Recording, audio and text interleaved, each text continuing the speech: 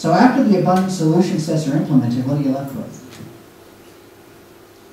Sound mind, social state. So personal purpose. Given that one is no longer restricted by lack of educational opportunity, in other words, oh, I can't afford to go to school to be this whatever I want to be, and that's no longer a roadblock. They are free to learn and pursue whatever passions they like. You literally be whatever you want to be when you grow up. There's no restriction that says, well, I want to do this, but that's not going to help me live, so I'm going to do this instead, and treat that as a hobby. You make your passion and your hobby what you do for a living. And as you grow and learn and change, if you want to change your hobby and do something else, then do something else. There's no financial ramification, no negative aspect to changing your mind and doing something different that you would still find appealing. And since their living conditions are no longer based on what they do for work, you're no longer defined by your job, how you live by your job, they are considerably more stress-free and strong with a sense of purpose and self-fulfillment. Anybody who would disagree with that? There are social studies that have basically proven this case, that if you better the environment, you better the people.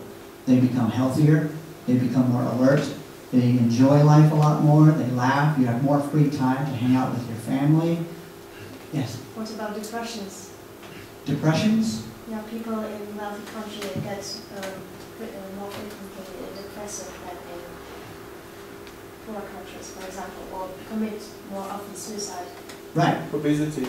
Or obesity. Yeah. And I think those would drift away as well. I mean, what are those, in current society, what are those stresses driven by? You know, keeping up with the Joneses, making sure that you've got your business running, all the stresses of managing the finances, keeping the competition at bay. Instead of collaborating and working together to make the best possible product you can, you're competing against each other and hoarding resources and putting up walls. So that's a mental stress of constantly having to defend. It's not the only reason. I mean, if everything is going well, maybe I feel useless in this life and I get depressed and then maybe commit suicide. Well, there's not many relations between human beings, as we already said. Right. For example, education is going to be over internet, so there are no people I can talk to, I can touch, or I can just, no one who can hug me. Well, there would be your local community. You would still have your local community, which would be more tight-knit because now everybody doesn't have to work 40 to 50 hours a week. They can be together more often as a family unit, as a community unit. And the education over the internet thing, I don't want you to think that that would be the only way. That would be an option until you can get people there. I'm just saying that an educational opportunity through the internet is an option for people who don't have access to a real teacher yet. And hopefully you'd be able to work it to get somebody there for that live physical interaction. Because I've taken online courses and live courses, and there is a huge difference between the two, especially when you're going through an engineering curriculum. And so I prefer live because you can, interact directly with the teacher and whatnot. But the internet at least is an option in the meantime. It's a stopgap so that they don't just sit there doing nothing. They at least get some kind of system. So as far as depression, sometimes there are just chemical imbalances you can't predict, you can't deal with. This isn't a utopian construct. What this is saying is we have developed technologies to make life better, but there's no such thing as perfect.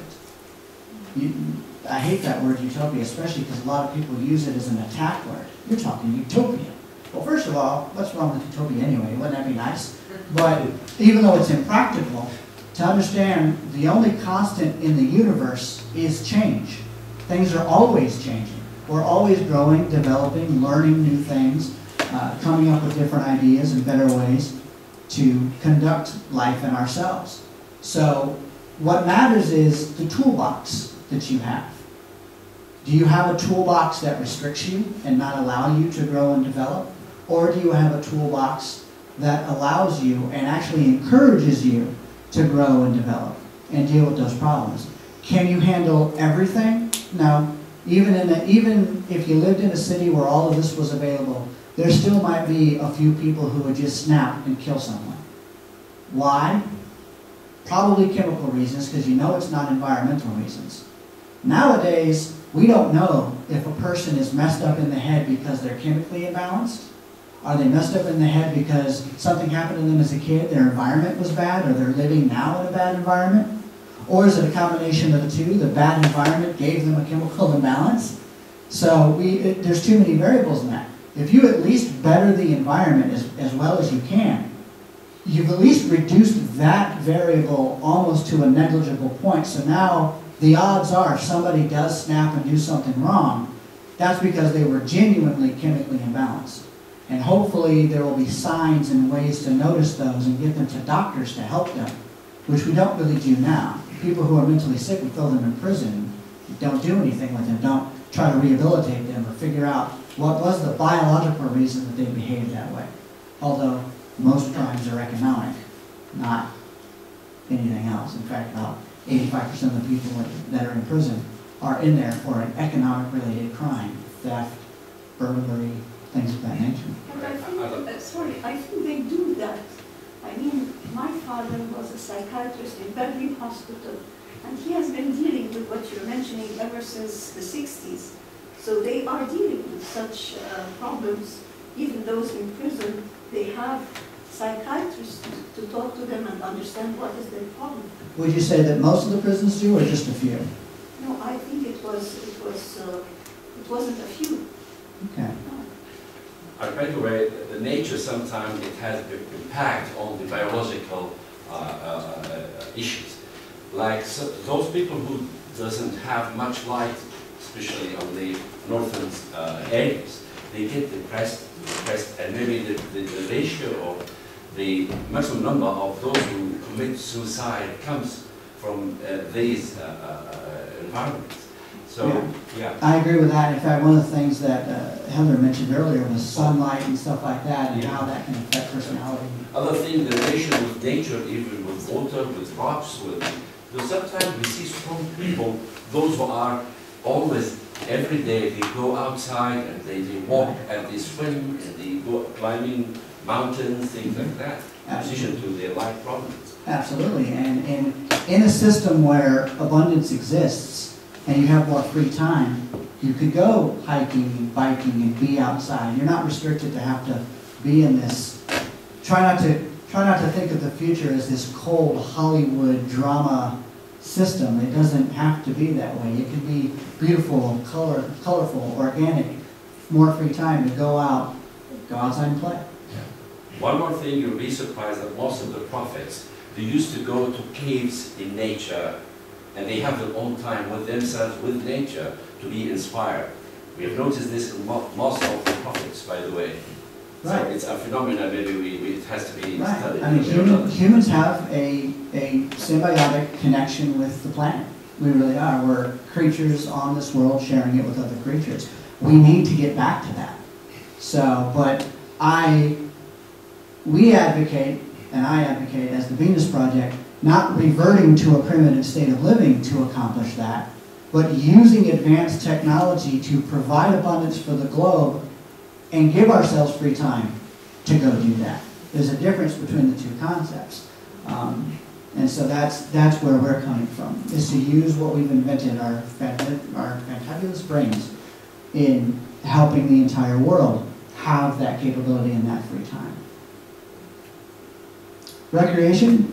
Given costs are no object, recreation of all forms are readily available for all the time. So if you want to go to the opera in Sydney, you can, whenever you want. You don't have to worry about paying for the ticket or any of that. I mean, now some people would spend a lot of time traveling the world. A lot of people ask what would motivate people. And actually, I don't remember if I put it on this handout or not, but there's a lecture by Daniel Pink on a TED conference that talks about the fallacy that money is a motivator, that that's not really the case. Money motivates maybe mechanical, robotic tasks that a person would do. If you paid them more, they behave a little faster. But it's actually the complete opposite when it comes to creative thinking and abstract thought. The more pressure there is for more money to do the job faster, the worse they actually perform. Because it's a constriction, it's a mental block, like, oh, if I don't think of this idea or I don't do this, I'm not going to get paid this particular amount of money. If you don't have to worry about that stress, your mind is more free to process in a different way than it does with that monetary stress added to the system. And it was actually very surprising to the scientists. They didn't expect that at all. They did it in America, then they thought maybe that was an anomaly, so they did it in Europe. The exact same thing happened. So there's just this connection that we have. And so, you know, people would be motivated to work on what they enjoy and have the freedom to recreate as they wish. Thanks to advanced transportation, global travel, easy, fast, and convenience. So I kind of covered that. Did I hear somebody? Yeah. And does it mean that the luxury will be eliminated because probably you cannot travel in a luxury, a lot of luxurious apartments to everybody? Well, the word luxury would actually lose its meaning. Everybody would have. But there probably would be some limit because... The only limit would be the natural carrying capacity of the Earth's resources. And that's a limit that we're dealing with now. The Earth is finite. We only have so much stuff on this rock. So the only real limit to human growth and what we're capable of providing for humanity are the natural limits of the Earth. And no matter what kind of ego a human may have, anybody has, you're not going to win that battle with the Earth. She's going to win every single time. So what we have to do is develop a system that measures and accounts for the entire resources of the planet and tries to figure out the best, most equitable way to manage those resources for people so that it is efficiently used. So that would be the primary restriction, is nature, what nature provides you. Not what a politician says, not what you can afford, but what nature says is possible. And when we run into a challenge where we don't have enough resources or something to that effect, that's where innovation, ingenuity, science, and technology comes into play and says, okay, how do we overcome this challenge? How do we develop a new system to use what we've got better so that we can provide? The goal is always to try and provide for everyone. It's selfless self-interest. So that's, you know, doing more for others. And as a science geek, I can instantly go to asteroid mining, which is a viable technological option. One asteroid, one average size asteroid in the asteroid belt has more iron ore on it than every amount of iron that's ever been mined in the history of humanity. All right? I want you to think about that for a second. One asteroid has more on it than everything we've ever mined. Think of all the buildings you see and the skyscrapers and all the metal that we've used throughout the course of human history. Nothing compared to that. And we can go and get that. We have the technical capability to go and do that. First it'd be small, but as we invested proper brain power and ingenuity into it, it will become a more robust system. You want to ask us something? Yeah, I think the only problem is that nature gives us deadlines, don't it? Isn't it?